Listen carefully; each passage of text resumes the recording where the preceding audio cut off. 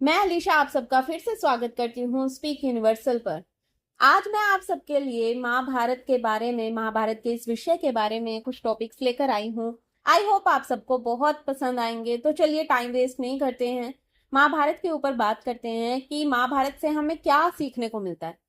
तो चलिए, ये एक बहुत बड़ी मोटिवेशनल बुक है। अगर हम इसको ध्यान से पढ़ें, महाभारत की जो महाभारत का पूरा सार है, गीता का सार है, या महाभारत के बारे में जो भी सब कुछ है, हम अगर उनमें से कोई भी एक बुक उठाकर पढ़े तो ये हमारे लिए सबसे बड़ी मोटिवेशनल बुक बनकर सामने आती है। महाभारत केवल एक युद्ध गाथा नहीं है, बल्कि यह मानव जीवन के हर पहलू का दर्पण है।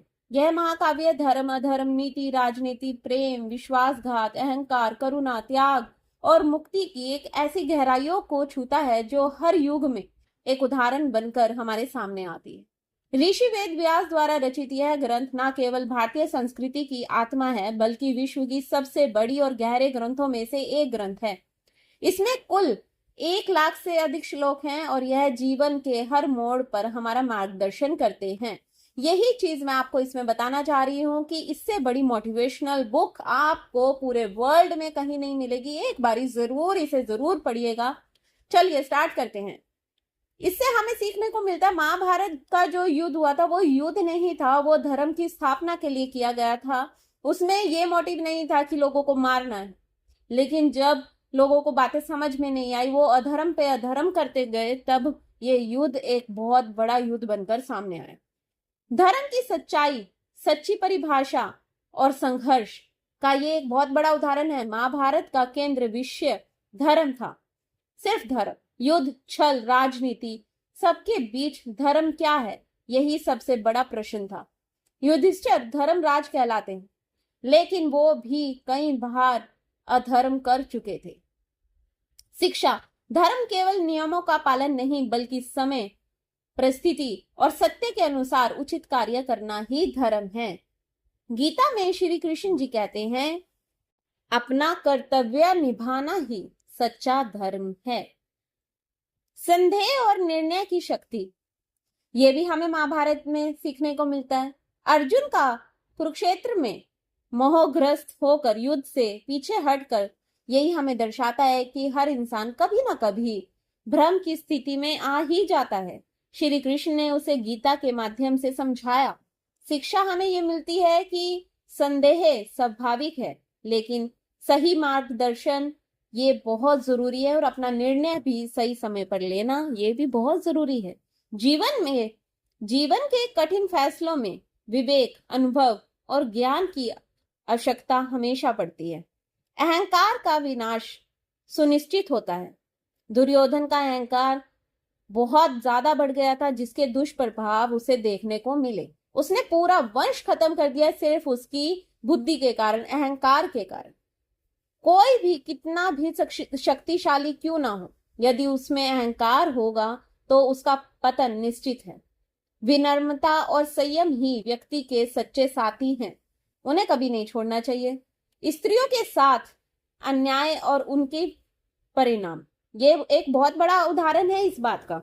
द्रौपदी का चिरहरण हुआ महाभारत की सबसे बड़ी संवेदनशील घटना रही है। इस अपमान ने ही युद्ध की नींव रखी थी। शिक्षा हमें ये मिलती है कि नारी का सम्मान समाज की रीढ़ की हड्डी है।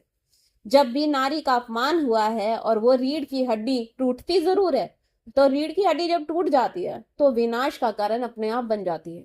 एक स्त्री का आंसू भी महायुद्ध का कारण बन सकता है।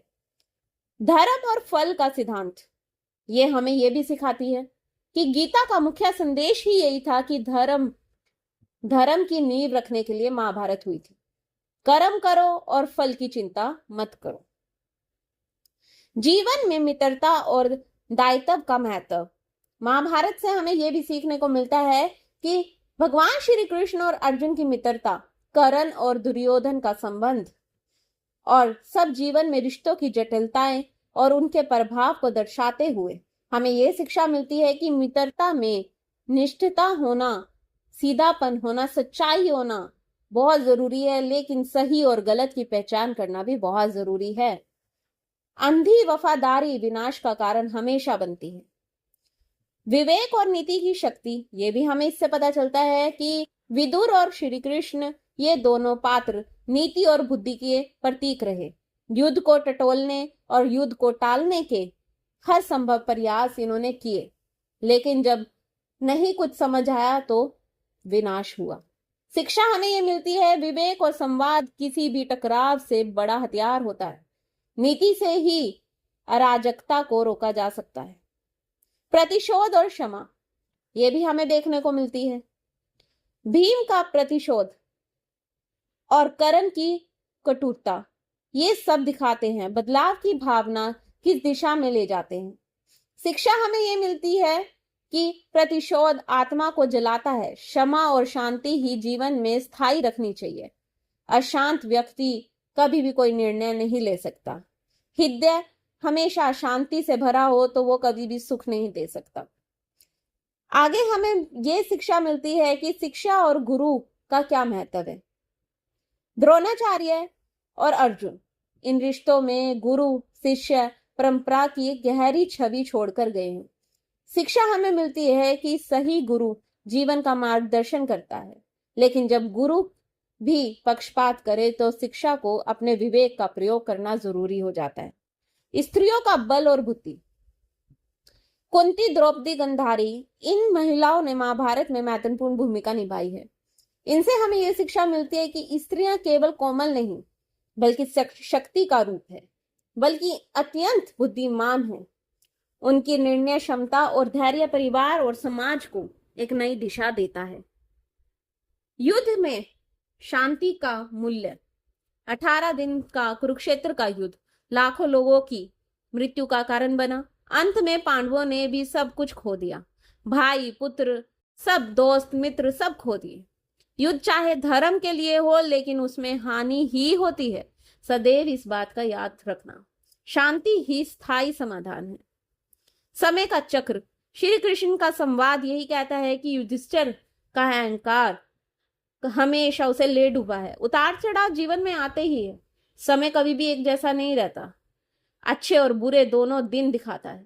धर्म, धैर्य, समता और विश्वास से ही समय का सामना किया जा सकता है और अपनी बुद्धि को हमेशा धर्म की राह पर चलाना चाहिए, ताकि समय हमें जो भी दिखाए हम अपने अंदर एक विश्वास के साथ बस भगवान पर विश्वास करते करते चलते जाएं। अहंकार हमेशा विनाश का ही कारण बना है। श्री कृष्ण की नीति, भक्ति और ईश्वरीय। महाभारत के सबसे रहस्यमय और प्रभावशाली पात्र श्री कृष्ण जी। उन्होंने मित्रता को भी बहुत अच्छे से निभाया है। जीवन में एक ऐसा व्यक्ति अवश्य होना चाहिए जो आपका सारथी बने, जो आपको सही रास्ते पर ले जाए, जो आप पर आंच ना आने दे। श्री कृष्ण जी जैसे मार्गदर्शन से जीवन की एक नई दिशा मिलती है। मृत्यु और मोक्ष की समझ। पांडवों का अंत में हिमालय यात्रा और युधिष्ठिर का स्वर्गवास होना।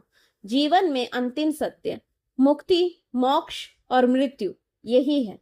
हर जीव को हर जीवन में मृत्यु का सामना करना ही पड़ता है। मोक्ष हर कोई चाहता है। मोक्ष पाने का मार्ग केवल सच्चे धर्म पर है, त्याग और बलिदान पर है। अब ये सारा कुछ सुनने के बाद मैं आपको बताना चाहूंगी कि महाभारत से हमें टोटली शिक्षा क्या मिलती है। ये एक युद्ध की एक गाथा नहीं है, ये जीवन की पाठशाला है। सच में इससे बड़ी सीख आपको इसमें कभी नहीं मिलेगी। ये आपको हर एक चीज सिखा देगी कि कहाँ पर आपको त्याग करना चाहिए, कहाँ पर बलिदान करना चाहिए, कहाँ पर आपको चुप रहना चाहिए। ये हमें सिखाती है जीवन में नीति, धर्म, साहस, विनम्रता, विवेक कितना आवश्यक है। हर पात्र, आप कोई भी पात्र उठा लीजिए, हर पात्र, हर घटना, हर संवाद हमें एक पाठ, एक लेसन सिखा कर जाता है। महाभारत पढ़ना या समझना केवल धार्मिक कार्य नहीं बल्कि आत्म विकास का माध्यम है। आई होप आपको ये वीडियो पसंद आई होगी, तो प्लीज मेरे चैनल को लाइक और सब्सक्राइब जरूर कीजिएगा, ताकि ऐसी बहुत सारी वीडियोस मैं आप सबके लिए हमेशा लेकर आती रहूं।